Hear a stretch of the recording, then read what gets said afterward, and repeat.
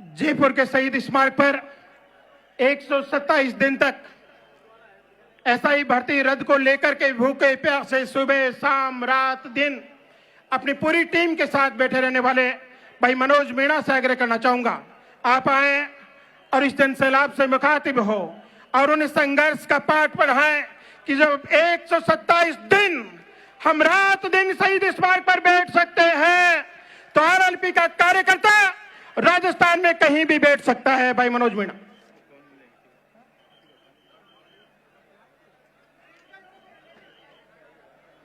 बोलो तेजाजी महाराज की।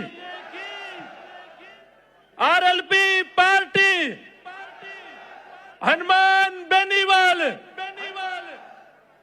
आज इस बीकानेर की पावन धरती पर आरएलपी पार्टी के 7वें स्थापना दिवस पर मंच पर उपस्थित बड़े भाई नारायण बेनीवाल, इंदिरा बावरी जी और खींवसर से प्रत्याशी रही कनिका बेनीवाल जी और मेरे सामने उपस्थित मेरे नौजवान साथी, मेरे किसान भाइयों, आपको आज स्थापना दिवस की बहुत बहुत बधाई और बहुत बहुत शुभकामनाएं मनोज मीणा की तरफ से।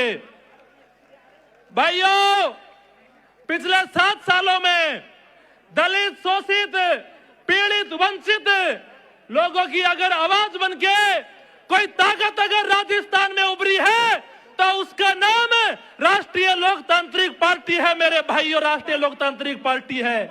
मेरे भाइयों, राष्ट्रीय लोकतांत्रिक पार्टी आज एक पार्टी नहीं है, राजस्थान में एक विचार बन चुका है और वो विचार ऐसा जो किसानों की आवाज है, वो विचार ऐसा जो नौजवानों की आवाज है, वो विचार ऐसा जो हर व्यक्ति की आवाज है।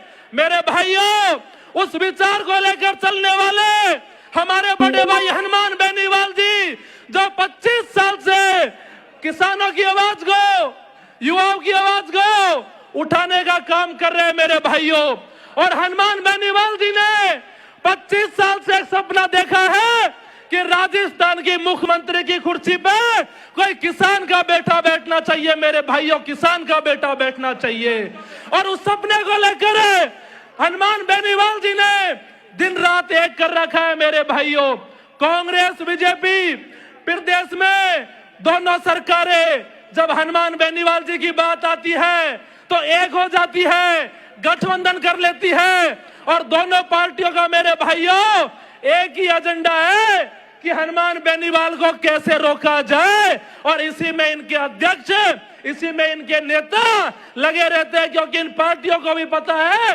कि जिस दिन राजस्थान में हनुमान बेनीवाल जी अगर मुख्यमंत्री की कुर्सी पर बैठ गए तो हम जो 5-5 साल लूट लूट के राजस्थान को खा रहे हैं, हमारी वो जो बात चल रही है वो बंद हो जाएगी। मेरे भाइयों, आज आप लोगों ने बीकानेर की धरती पर यह जन सैलाब दिखा रहा है कि हनुमान बेनीवाल जी के साथ आप पूरी ताकत से खड़े हो और कांग्रेस बीजेपी को आपने एक मैसेज दिया है कि आने वाला समय 2028 का आरएलपी पार्टी हनुमान बेनीवाल का होगा। मेरे भाइयों, जब पार्टी की स्थापना हुई थी तो उस समय बड़े भाई हनुमान बेनीवाल जी ने एक नारा लगाया था। हनुमान बेनीवाल जी का वो नारा मेरे को हमेशा याद रहता है। एकमात्र नेता है राजस्थान में जो इस नारे की बात करते हैं और वो कहते हैं कि कर्ज मुक्त किसान और टोल मुक्त राजस्थान जब तक नहीं होगा मैं चैन से नहीं बैठूंगा। मेरे भाइयों, और बड़े भाई साहब हनुमान बेनीवाल जी यहाँ थोड़ी देर में पहुंचेंगे। मैं मंच के माध्यम से भी कहना चाह रहा हूं और आपसे भी कहना चाह रहा हूं, भाई साहब मेरे भी मन में ये बात है कि आरएलपी पार्टी अगर अगला कोई आंदोलन करे तो राजस्थान से टोल मुक्त व्यवस्था को उखाड़ फेंकने का आंदोलन करे, क्योंकि ये टोल वालों ने जो लूटा है राजस्थान को, इन सरकारों ने किसानों को जो लूटा है वो आपके सामने है। किसान कर्ज मुक्त होने चाहिए। और आज इस मंच से एक बात कह के जा रहा हूं बड़े भाई साहब हनुमान बेनीवाल जी से कि थर्ड मोर्चे की जो आप बात कर रहे हो 2028 में भरोसा दिलाता हूं भाई साहब कि थर्ड मोर्चे के लिए 2028 में पूर्वी राजस्थान से आपके साथ कंधे से कंधा मिलाकर 2028 की लड़ाई को लड़ने का काम करेंगे। आप लोगों ने बुलाया, मान सम्मान दिया, आप लोगों को बहुत बहुत धन्यवाद। इंकलाब जिंदाबाद।